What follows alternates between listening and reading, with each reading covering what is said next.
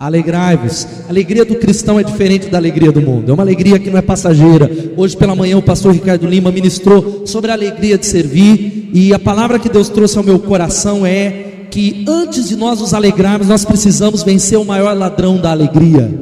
Talvez um dos maiores, ou talvez se não o maior. Eu quero meditar com você vencendo o gigante da culpa.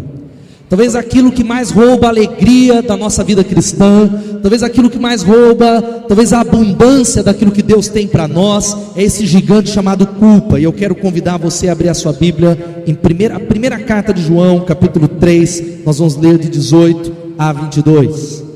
De 18 a 22. 1 João, mesmo assentados, capítulo 3, de 18 a 22. Enquanto você vai encontrando o texto, eu falei sobre o louvor, nós vamos fazer em breve uma série sobre adoração, mas você sair da sua casa e vir para o culto com uma expectativa, ou seja, preparar o seu coração para o culto, falando assim, Deus vai falar, eu quero ouvir a voz de Deus, faz a diferença, do que você chegar de qualquer maneira. Por isso abra o teu coração, Deus vai falar com você. Se você achou, você diz amém. Se você não achou, diga socorro.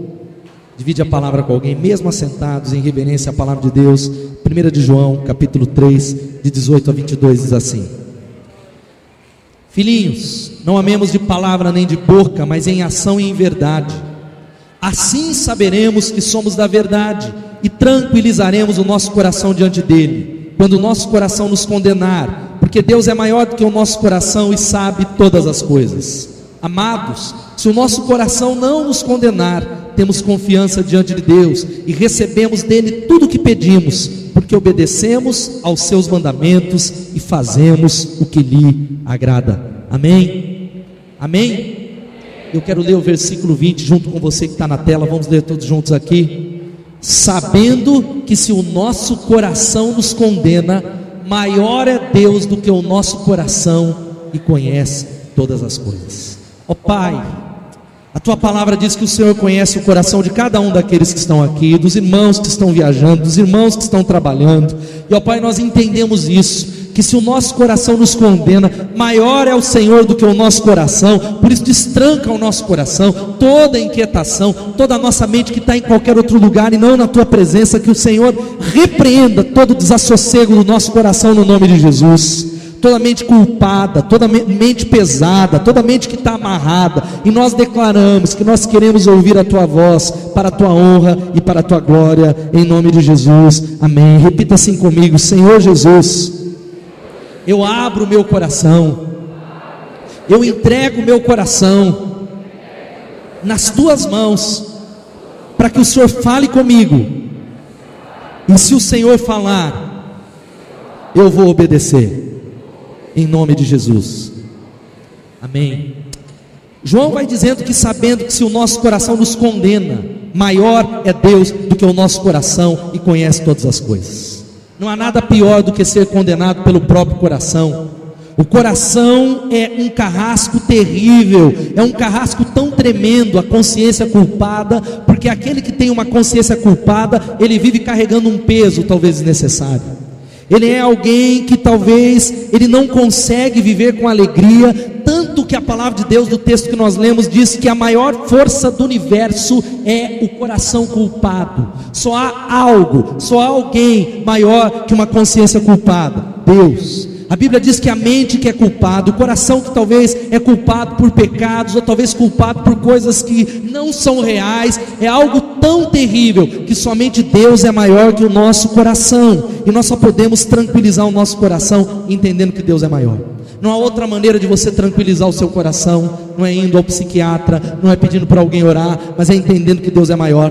Eu vejo o exemplo de Lucas capítulo 13, que conta a história de uma mulher que durante 13 anos, ela viveu com uma doença, talvez uma escoliose, eu não sei, era uma corcunda, ela vivia encurvada, durante 13 anos, amarrada pelo diabo, até que Jesus a libertou. E eu não estou fazendo uma afirmação, mas talvez eu pergunto, será que aquilo que amarrou essa mulher não teria sido uma culpa? Um pecado, algo que aconteceu no passado dela? Será que ela não estava dessa maneira porque ela estava sobrecarregada de culpa? Porque a culpa faz com que os nossos ombros fiquem encurvados. Nós carregamos pesos, é um dos sentimentos mais terríveis, de tal maneira que aquele que convive com o sentimento de culpa, ele tem paranoia. Você sabe o que é paranoia? É uma doença que aquele que tem, ele tem medo de muitas coisas, mas não sabe do que. Ele tem medo de ser perseguido, mas ele não sabe por quê e nem por quem. Ele anda todo o tempo com medo, ele se sente perseguido. E aquele que vive culpado, ele enxerga um fantasma em cada arbusto, um demônio em cada lugar. Aquele que vive com a consciência culpada, ele pode estar buscando a Deus, ele está no altar, ele é um líder de célula, mas ele vê tudo aquilo que sai errado como uma maldição de Deus ou do diabo. Talvez o pneu furou, ele começa a dizer: ai meu Deus, deve ser por causa de alguma coisa que eu fiz, é uma brecha, é uma dificuldade, o que será que eu fiz para merecer? Quando a enfermidade chega, ou até mesmo coisas pequenas, como talvez uma goteira que começa no seu telhado, você começa a avaliar a sua vida dessa maneira, ele começa a olhar dessa maneira, porque a pessoa culpada é alguém que no meio da célula e da igreja ela tem tremendas dificuldades. Porque quando você olha para alguém que é culpado com a melhor das intenções, ele começa a dizer e julgar você, dizendo: ele me olhou esquisito, pastor, ele me olhou esquisito, eu não volto mais naquela igreja, porque aquele pastor me olhou estranho, ele estava pensando alguma coisa de mim. E quem é culpado vive com o sentimento de que aquilo que ele fez, que talvez pode ser algo real ou irreal, vai ser descoberto e exposto. Ele vive com uma realidade que é aquela, que é: quando será que isso vai vir à tona? Quando será que eu vou ser descoberto? Quando será que as pessoas vão descobrir? E por isso, imagine só, você vive talvez pensando que alguém à espreita para se vingar de você. Um líder, pode ser Deus, pode ser o diabo, e você tem medo de que descubram o que você fez no verão passado. Porque tem uma voz na consciência do culpado que diz assim para ele: eu sei o que você fez no verão passado. Eu sei o que você fez antes do casamento, ou no primeiro ano de casamento. E essa é a grande questão, porque é alguém que nunca é absolvido, porque o juiz é a consciência que esmaga, e isso é gerado pelas nossas emoções, que vão se agigantando e gerando uma culpa terrível. Há pessoas aqui nesse auditório que convivem com o problema da vergonha, gente que não consegue se relacionar, dentro de um túmulo, talvez por pecados sexuais da juventude, talvez porque usaram drogas, hoje são libertos, mas talvez é algo que é uma cobrança, talvez porque estão no segundo casamento, talvez porque a criação dos filhos não foi da maneira que deveria ser, ou porque você é alguém que não andou com Deus da maneira que você deveria ter andado, e nós vamos sendo machucados com uma dor que não é curada. E essa questão da vergonha é tão séria, que há uma doutora que trabalha na área dos negócios, que ela escreveu um livro, ela falou no Summit, o pessoal que foi no Summit vai lembrar dela, que é A Coragem de Ser Imperfeito, e ela deu uma palestra para uma quantidade enorme de grandes executivos, e a ênfase da Brené Brown é falar sobre a vulnerabilidade, que nós começamos a ser um sucesso na vida, quando nós encaramos a vergonha, a culpa, talvez o pecado, a dificuldade, e entendemos que nós somos imperfeitos. Porque a vergonha de ser exposto é que faz com que você viva amarrado. 70% das pessoas internadas no manicômio, você sabia disso, estão lá por causa de sentimentos de culpa. Ele busca Deus, mas tem uma conta que parece que Satanás, um papelzinho de Satanás que vai dizendo: você está me devendo, não importa o que você faça, eu sei o que você fez, eu sei aquele seu pecado, não importa a penitência. E a pergunta talvez é: o que é sentimento de culpa, pastor? O que é sentimento de culpa? É quando a vergonha de ser exposto não me dá tréguas. Nós nos isolamos dos relacionamentos, e há muita gente que não consegue fundo, se abrir, se amar, ser corrigido, porque nós vivemos nos escondendo, como desde Adão no Éden. É a síndrome do Adão, porque a Bíblia diz que quando Adão pecou, a voz de Deus ecoou no paraíso, e a pergunta é a mesma hoje: Adão, onde estás? Alexandre, onde estás? Alex, onde estás? Janaína, onde estás? É a voz de Deus. E Adão, ele sai do meio dos arbustos e fala: olha, eu vi que estava nu, eu tive medo e eu me escondi. O sentimento, um medo de ser exposto, é um medo de que eu não vou sair desse estado de imundície, e eu não posso olhar com esperança para o futuro, porque os pecados me amarram. Pastor, eu não consigo vencer, eu tenho caminhado. É talvez uma voz que eu tenho que me esconder e eu não consigo, e é uma voz dentro de mim, presta atenção, dizendo que o meu fracasso é maior que qualquer perdão. É uma voz que diz que o seu fracasso é maior do que qualquer perdão, é maior do que o perdão de Deus. O sentimento de culpa é isso, faz com que as pessoas se sintam sempre endividados. É uma personagem na Bíblia chamado Davi. Davi é o único homem nas Escrituras que é chamado de um homem segundo o coração de Deus. Ele conviveu com a culpa, com o pecado não confessado durante 1 ano. Você conhece a história? Davi, ele estava lá, e olha só o que a Bíblia diz. 1 Samuel capítulo 11 diz que no tempo em que os reis estavam na guerra, Davi estava dormindo até tarde no palácio, dormindo, se espreguiçando, olhando. Quando todo mundo estava na batalha, na adrenalina, no evangelismo, você estava, ó, é aí que o diabo vem para nos pegar. E o texto diz que ele abriu a janela e havia uma mulher lindíssima tomando banho, chamada Batseba, nua. Eu não sei qual era a vista do palácio. A Bíblia diz que ele chama aquela mulher que era casada, ele possui aquela mulher, e a Bíblia ainda diz que ele coloca o marido dela, Urias, na frente da batalha, e mata Urias, e ele toma aquela mulher como sua esposa, e ele convive, é o que se induz do texto da palavra de Deus, 1 ano, como se nada tivesse acontecido. Viveram com o pecado, ninguém sabe, está tudo tranquilo, até que o profeta Urias, ou melhor, o profeta Natã, vai e confronta, e a casa cai para Davi, e ele escreve o Salmo 32, ele escreve essa oração, que pode ser a minha oração. Ele vai dizendo, como é feliz aquele que tem suas transgressões perdoadas, e seus pecados apagados, como é feliz aquele a quem o Senhor não atribui culpa, e em quem não há hipocrisia. E ele vai narrando a história dele com a culpa. Enquanto eu escondi os meus pecados, o meu corpo definhava de tanto gemer, pois de dia e de noite a tua mão pesava sobre mim, minha força foi se esgotando como em tempo de seca. Então reconheci diante de ti o meu pecado, e não encobri as minhas culpas. Eu disse, confessarei as minhas transgressões ao Senhor, e tu perdoaste a culpa do meu pecado. Amém? Diga amém. Mas a verdade é que nenhum de nós que está aqui somos sem erros e sem pecado. Todos nós falhamos, todos nós erramos, todos nós temos remorsos, e há muitas maneiras com que você vai lidando com a culpa, seja ela consciente ou inconsciente. Nós lidamos com a culpa de várias maneiras. Talvez nós podemos negar a culpa. Nós dizemos, olha, eu não fiz, eu não sou culpado, eu profetizo a palavra de Deus, que somos o sal da terra e a luz do mundo, mas a culpa está aí, acusando você. Seu coração está condenando você nessa noite. Ou nós podemos reprimir a culpa, ou nós podemos fazer o que é especialidade humana desde o Éden, que é culpar outra pessoa. Essa é uma especialidade clássica. Quando nós vamos aconselhar casais, os pastores estão aqui, e nós falamos, por que o seu casamento está desse jeito? E aí, invariavelmente, o homem diz, é a mulher. A mulher diz, é ele, pastor, o culpado. É aquela frase famosa que você já conhece do Homer Simpson, que ele diz, se a culpa é minha, eu coloco em quem eu quiser. Se a culpa é minha, eu coloco em quem eu quiser. E quem tem filhos aqui sabe disso. Quem tem filhos pequenos aqui, 2 filhos ou mais, levanta a mão.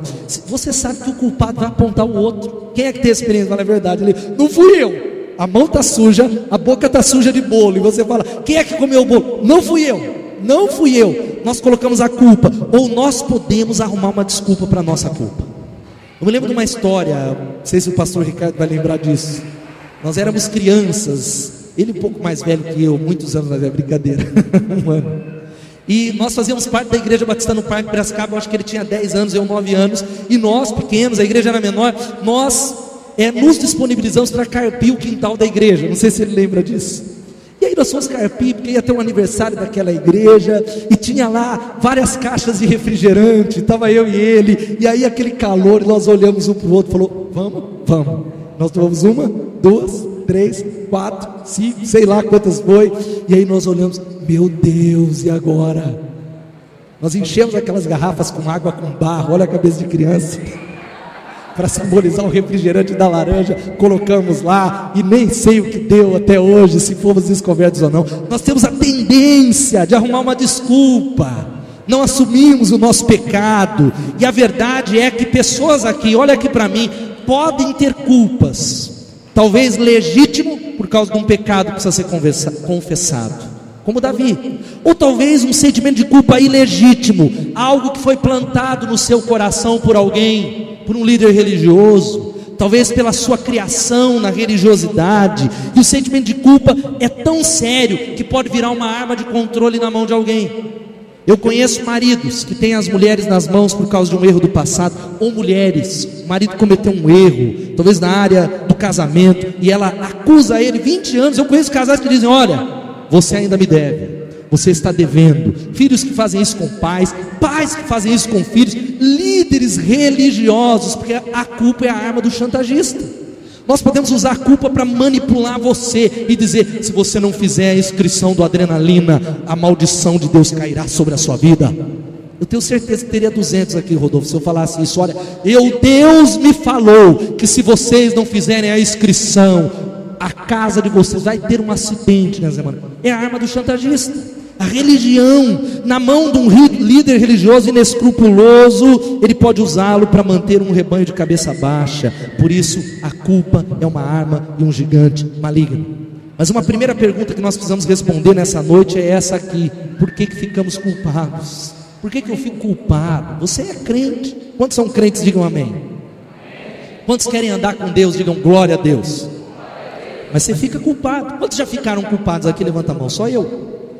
Só eu. E alguns irmãos não têm culpa nenhuma. Pode ser o outro extremo, que tem gente que está no pecado, igual Davi, os extremos. Mas eu creio que há algumas razões que eu quero falar rapidamente. A primeira é essa: por causa do senso de inadequação que existe dentro de cada um de nós.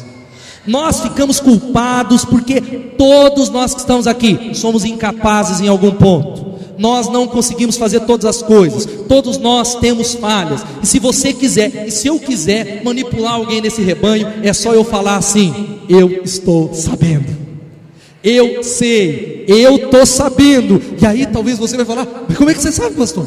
Como é que você está sabendo? E como é que Deus me falou? Deus me revelou? E porque essa é uma realidade. Todos nós, em algum ponto da nossa história, nós fracassamos, nós falhamos. Nós temos sombras na nossa alma, queridos. Nós temos alguns lugares escuros. Você que está aqui, não se acha que é mais santo, tem algum pecado, alguma dificuldade em uma área que só Deus sabe. Nem a sua esposa, nem ninguém sabe, só Deus sabe. E se eu aposto nessa possibilidade, nós podemos manipular pessoas. E talvez você diz: pastor, como é que você sabe que todos os seres humanos têm esse senso de inadequação? Por causa da observação da humanidade. Eu sou pastor há 10 anos, vai fazer agora, no ano que vem vai fazer 10 anos. E como diz o Sêneca, sou humano e nada do que me é humano me é estranho. Eu sou humano, não me é estranho. Eu vivo nessa tensão. Tem um ditado chinês que diz também uma realidade. Por que eu sei isso? Que todos nós temos um senso de inadequação. Há um ditado chinês que diz que existem 2 homens perfeitos. Um não nasceu e o outro já morreu. Não tem ninguém perfeito. Se há alguém que diz: eu sou perfeito, João diz: você está enganando a você mesmo. Você falha.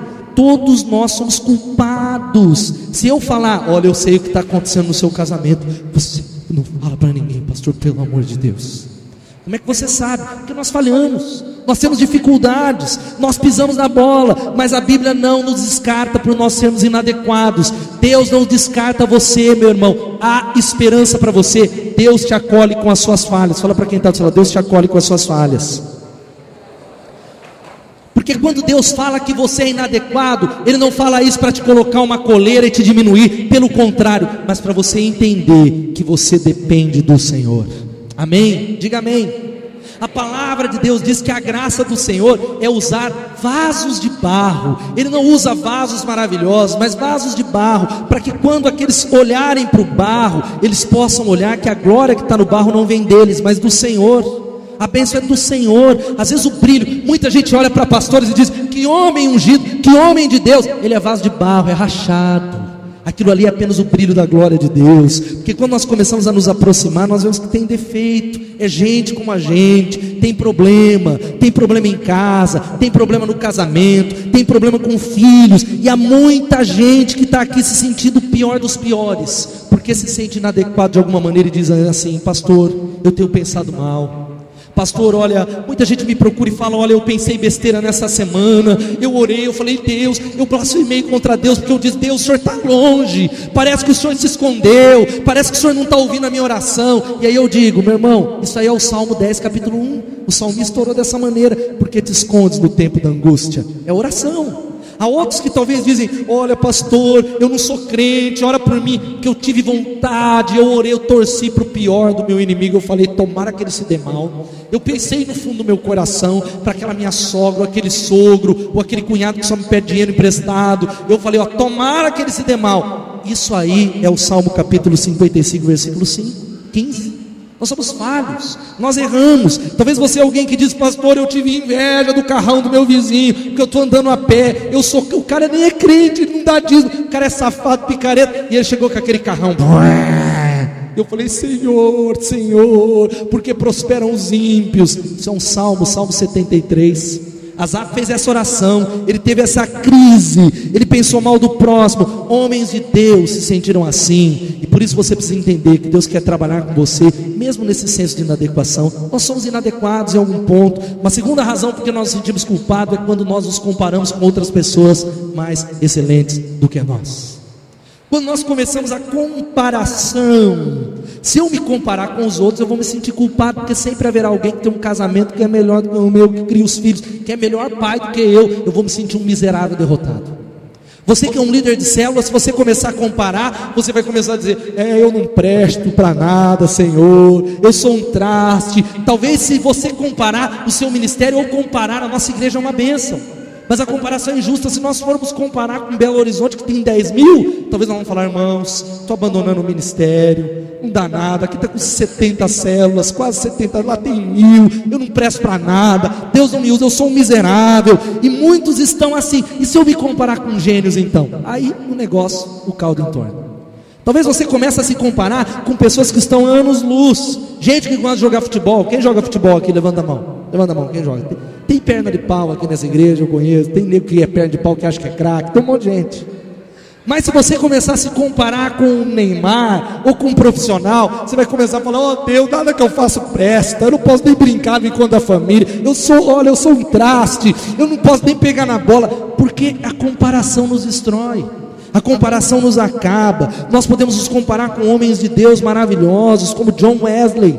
John Wesley pregava 3 sermões num dia só. Ele pregou milhares de sermões, andando a cavalo, andando quilômetros. Eu, às vezes, quando era 2 cultos, não aguentava 2 cultos. Se eu for me comparar com ele, eu vou falar: Deus, que miserável que eu sou, Senhor. Eu não sou nada diante de Ti.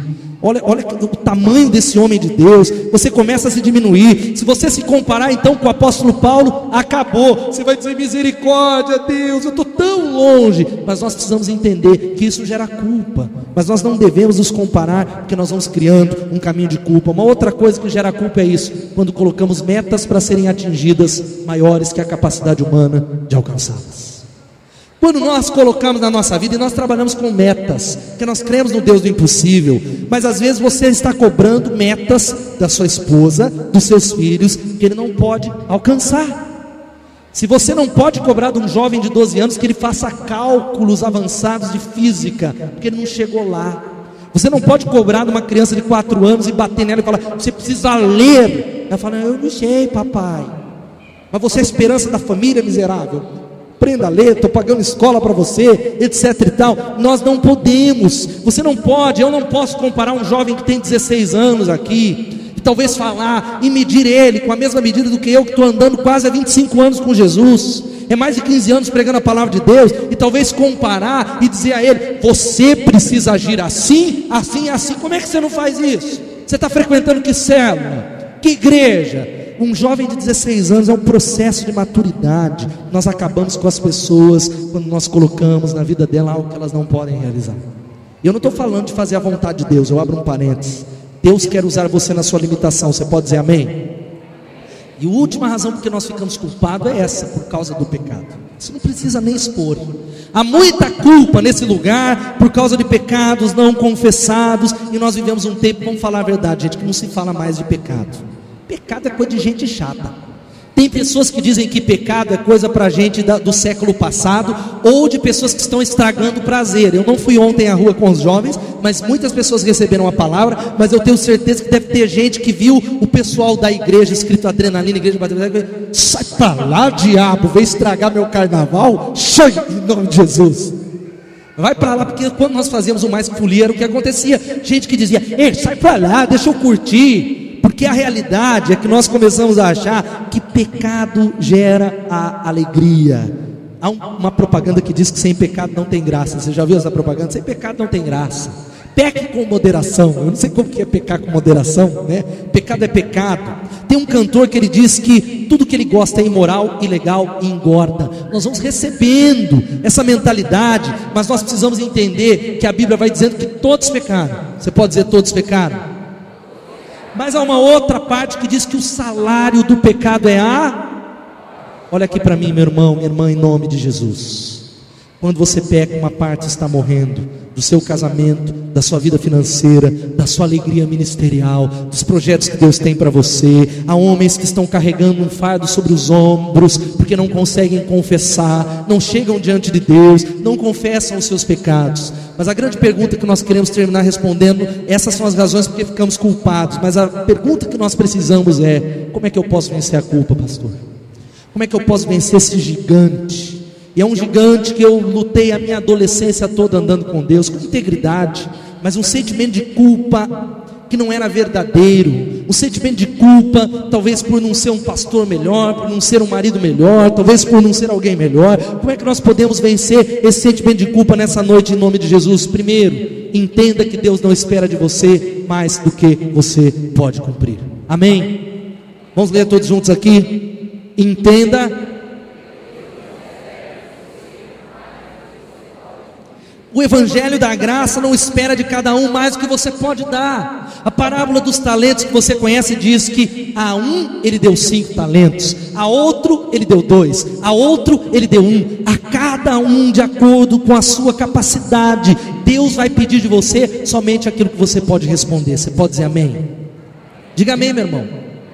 Acorda aí em nome de Jesus. Fala para o irmão que está do seu lado: acorda aí, meu irmão, adrenalina. Deus não vai pedir de você aquilo que você não pode responder. Mas agora é óbvio, tem gente que está ficando aquém, longe, não está nem fazendo aquilo que Deus espera de você. Você não está nem fazendo, mas a realidade é que muita gente sendo culpada, dizendo: olha, pastor, eu não consigo ser um crente, eu queria orar 3 horas por dia, mas eu só estou conseguindo fazer o devocional 15 minutos, é meia hora, eu não consigo ser igual aqueles crentes, eu ouço umas palavras, eu não consigo ganhar almas para Jesus, eu queria ganhar uma por semana, olha, eu ganhei no ano passado uma, pastor, isso está acabando comigo. Entenda que Deus não espera de você mais do que você pode cumprir. A coisa que você não pode realizar, você não pode converter pessoas, não é você, é o Espírito Santo. Você pode dizer amém? Há uma história de um pai que deu uma surra num filho, porque o filho chegou e apresentou a nota que ele tirou em matemática, falou: papai, eu tirei 8. E o pai virou para ele e falou: quantos tiraram 10? 4, só 4 alunos tiraram 10. Ele falou: então você vai apanhar, porque você devia ser o 5º. Esse garoto ficou traumatizado, saiu de casa, entrou nas drogas. E Deus não faz isso conosco. Deus não pede que você seja igual ao apóstolo Paulo. Deus não pede que você seja igual ao pastor Ricardo Lima, pede que seja igual ao Rodolfo Kapler, não pede que você seja igual ao seu supervisor. Deus quer que você seja você, em nome de Jesus, andando com Deus, com integridade, cheio do Espírito Santo. Fala para quem está dizendo: Deus quer que você seja você mesmo, Ele não quer que você seja o outro. Nós temos modelos que nos inspiram, mas Deus quer que você seja você. Segundo, sabe qual que é o segundo conselho que vai aparecer? É: Deus entende, preste atenção, que pecados, falhas, erros e defeitos acontecem em todos os processos de maturidade. Amém? Diga amém, irmãos. É bom demais para ser verdade. Deus entende que falhas, pecados, erros, defeitos acontecem em todos os processos de maturidade, porque a Bíblia ela diz: não pequem. Mas ela sabe que nós vamos pecar. A Bíblia não faz assim: quando você peca, ai meu Deus. A Bíblia não faz assim: ah, não acredito que ele pecou. A Bíblia não faz assim. A Bíblia diz: não pequem. 1 João vai falando: olha, mas se porém alguém pecar, nós temos um advogado junto ao Pai, Jesus Cristo justo. Louvado seja o nome de Jesus. A Bíblia diz: não peque, meu irmão, mas se pecar, há um advogado junto ao Pai, Jesus Cristo, que intercede por nós. Porque a criança que precisa aprender a andar, ela vai tropeçar, ela vai errar, nós fazemos besteira, gente. Quem é casado de novo aqui, 1 ano de casamento, levanta a mão. Levanta a mão. Alguns casados novos aqui. Quem é 2 anos de casado, levanta a mão. 2 anos ali, alguns. Pode levantar, não tem vergonha não, não vou sortear nada, chamar o sangue na frente não. O cara só falava de bola e, desculpa a expressão, só se reunia, desculpa a expressão, com um macho. Aí ele se junta a uma mulher, ele não sabe tratar ainda uma mulher. Você precisa ter paciência com ele. E o contrário é verdadeiro. Ela só falava de novela, ela estava lá com a mãe, etc e tal, e eles não conseguem resolver problemas por isso. E isso faz parte do processo de maturidade no nome de Jesus. Amém? Gente que não sabe, ele é esbaforido, ele vai resolver um conflito, ele é um líder novo, ele das duas uma. Ele não consegue confrontar, ou quando ele tem que confrontar, ele tem diarreia. Ele ora, ele fala, ai, eu tô com... Aí ele está mal, eu estou com piriri, porque ele não consegue confrontar. Ou o contrário, ele é alguém que chega, ele desce uma paulada no... Porque ele está aprendendo, ele vai errar, ele não sabe, é o processo. Por isso, quando a Bíblia diz que nós devemos ser perfeitos como o nosso Pai é perfeito, a Bíblia não está esperando que nós sejamos perfeitos em todas as nossas ações, em todos os nossos atos. Sabe por quê? Isso é impossível. Fala aí para quem está do seu lado, isso é impossível. Sabe o que a Bíblia está falando? Ela está falando de perfeição nas intenções. Olha aqui para mim, diga amém.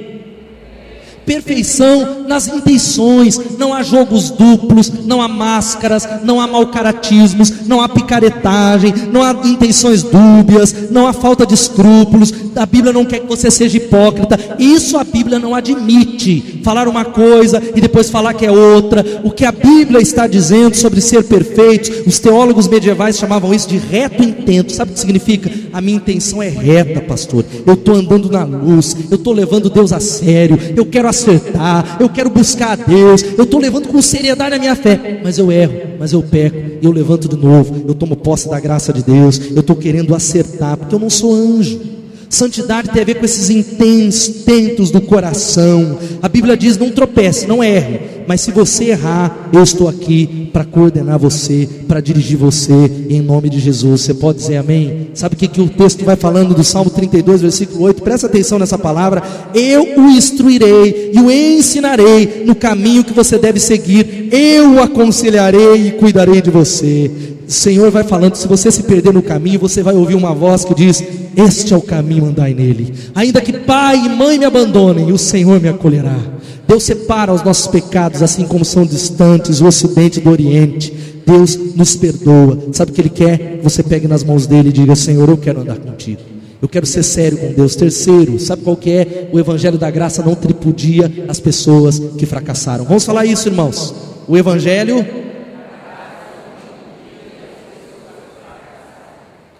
Quantos pularam o carnaval aqui? Teve alguém que saiu na Sapucaia aqui? Alguém não, né? Então você pode falar mais forte. Vamos falar? O Evangelho...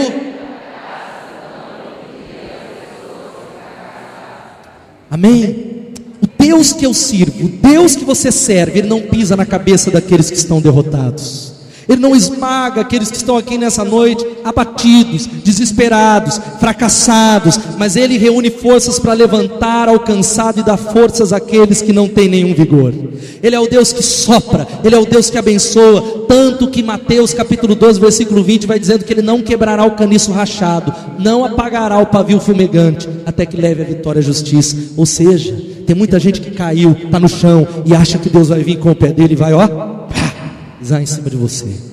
Tem gente que falhou em uma área que não deveria ter falhado e está esperando o pior de Deus, mas a Bíblia diz que esse Deus, Ele não quebra o caniço que está rachado, Ele não sopra. Talvez você é alguém que recebeu uma mensagem que diz, olha, está apagando a minha vida espiritual, o pavio está apagando, e Deus vai chegar e vai apagar. Deus não faz isso. Deus é aquele que pega o pavio e Ele coloca as mãos e começa a soprar, para que ele comece a acender novamente. Ele começa a soprar e falando, eu te amo. Quem tentará acusação contra os escolhidos de Deus? É Deus quem os justifica. Por isso não permita que o diabo coloque isso na sua mente, no nome de Jesus. Você pode dizer amém? A graça, sabe o que é a graça? Vou colocar aqui, o Evangelho não tripudia sobre as pessoas que estão lá embaixo. Essa é a palavra de Deus, queridos. Digam glória a Deus, isso é bom demais para ser verdade. Diga glória a Deus. Existe um Deus que Ele não quebra, mas Ele restaura você com a cura nessa noite, em nome de Jesus. Cura na sua alma. Sabe qual que é a palavra nessa noite para você? Olha aqui para mim. Que todo culto que nós chegamos e toda palavra que é pregada é uma provisão de Deus, onde Ele está dizendo para você, não importa por onde você andou, que caminhos você talvez trilhou, quais buracos você se meteu, a palavra de Deus sempre é, há uma nova chance de começar de novo. Você pode começar de novo. Penúltimo, sabe qual que é? É esse. Peça perdão a Deus de maneira simples. peça perdão a Deus. Se confessarmos os nossos pecados, Ele é fiel e justo para nos perdoar os nossos pecados e nos purificar de toda a injustiça. Diga glória a Deus, queridos. Sabe por que você vive culpado muitas vezes? Às vezes é uma culpa que o diabo colocou, mas porque você não pede perdão imediatamente. Você peca e passa o dia todo sujo. Confessa, vai para o banheiro, confessa, diga: Senhor, tenha misericórdia de mim, mas não peça perdão, suplicando como quem pede esmolas, ou barganhando com Deus. Deus, se o Senhor me perdoar, eu vou ser melhor, vou ser líder de célula. Fala lá com o pastor também. Se o Senhor me perdoar, eu todos os domingos de manhã eu vou em toda. Não é troca. Deus deseja te perdoar. Não suborne dizendo: Deus, se o Senhor me perdoar e me limpar, eu serei dizimista, eu contribuirei com os sírios, eu estou fazendo um voto, tira esse cu, eu vou dar dinheiro. Não, a verdade é que a palavra de Deus diz isso, que se confessarmos os nossos pecados, Ele é fiel e justo para perdoar os nossos pecados e nos purificar de toda a injustiça. Aplauda o Senhor por essa palavra, aleluia. Palavra de Deus. A palavra para confessar é admitir, é concordar com Deus, é homologar, falar: Deus, eu concordo com a tua palavra, eu estou errado, eu estou tratando minha esposa de uma maneira que eu não deveria, eu acho que ela merece, mas eu estou errado, eu estou tratando os meus filhos de uma maneira sem amor, sem paciência. Deus, eu não estou tratando as pessoas da minha célula com o amor que era devido. Eu peço perdão ao Senhor, eu me arrependo em nome de Jesus. E essa é a realidade que está aqui. Você simplesmente crê que Deus vai perdoar você em nome de Jesus. Fala para o irmão que está do seu lado: creia que Deus vai perdoar você. Fala isso para ele com convicção e fé. Último lugar, sabe qual que é o último conselho da palavra de Deus para nós? É esse que vai aparecer na tela. Aceite o perdão de Deus e perdoe a si mesmo. Aceite o perdão de Deus e perdoe a si mesmo. E aqui eu creio que é a grande dificuldade que nós enfrentamos. Primeiro porque talvez nós não recebemos a palavra e o perdão de Deus, não acreditamos, nós achamos que é mérito, que não é pela graça de Deus, que nós precisamos conquistar. Eu vou ser bonzinho porque eu fiz de novo, eu vou conquistar o perdão de Deus. Talvez é isso. Ou talvez você acredita em 1 João 9, mas não consegue se perdoar. Como é que eu fiz isso de novo?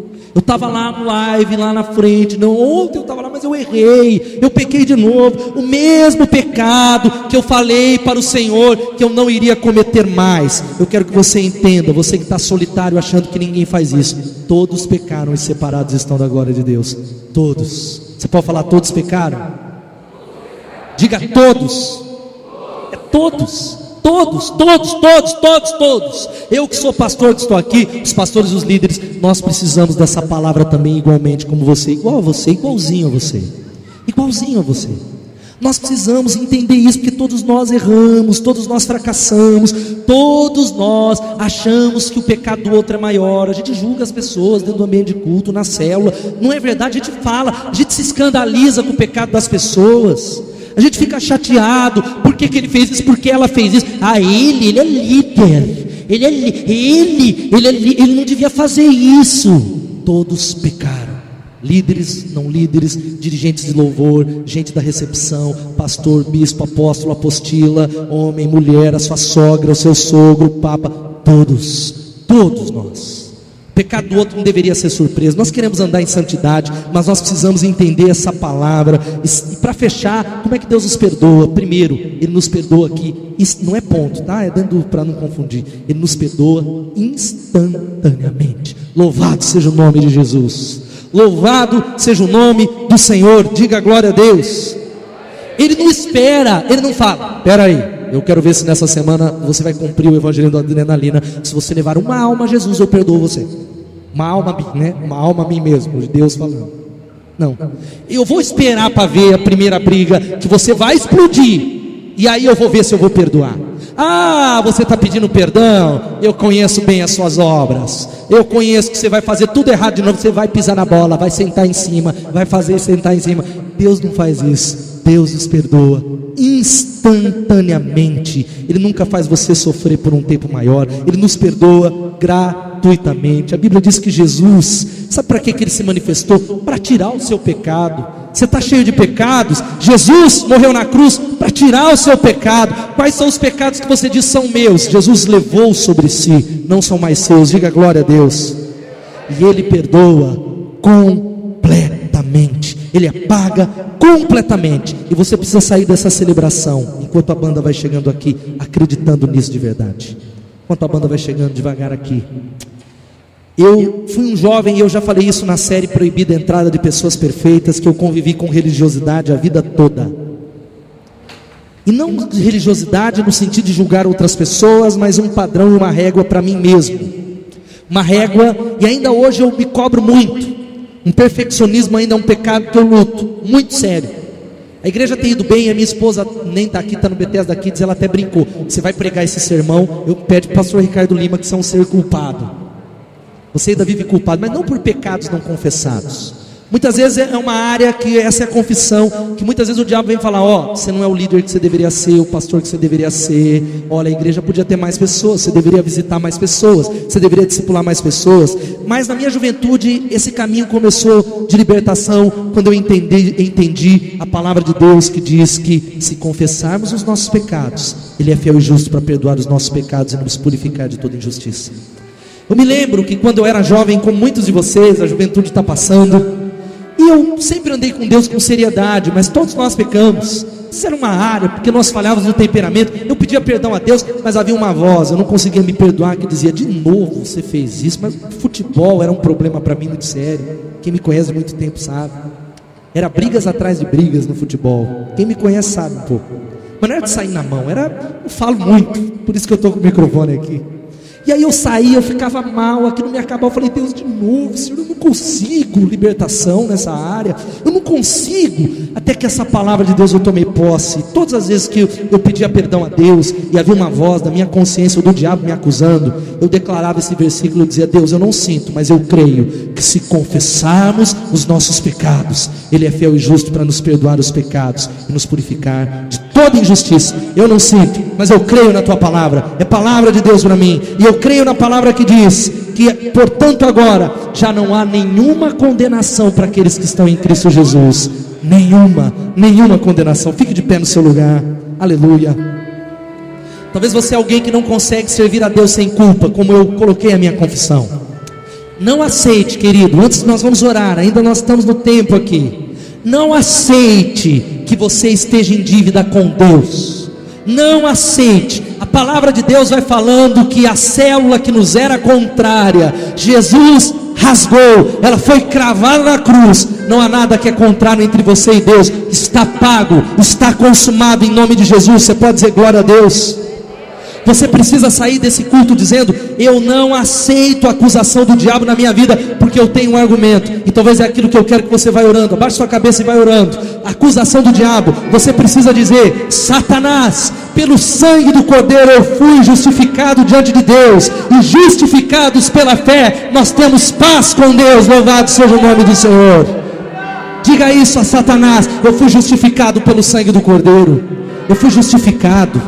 Você precisa sair daqui nessa noite, jovem, você adulto, entendendo que Deus não tratará você de maneira diferente em cada falha. Deus não tratou Jacó diferente em cada falha.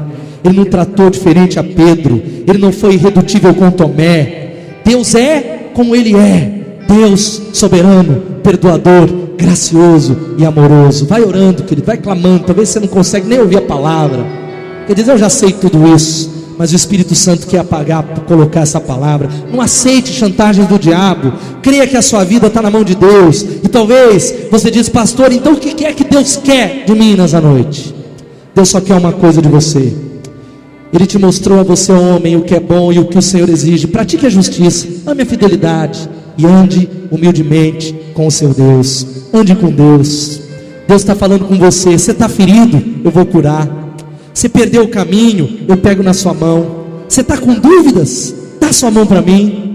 Você é alguém que está duvidando do meu propósito? Anda comigo, anda no caminho, porque a palavra de Deus diz que aqueles que estão nas suas mãos, de maneira nenhuma serão arrebatados, Ele não lançará fora. Louvado seja o Senhor.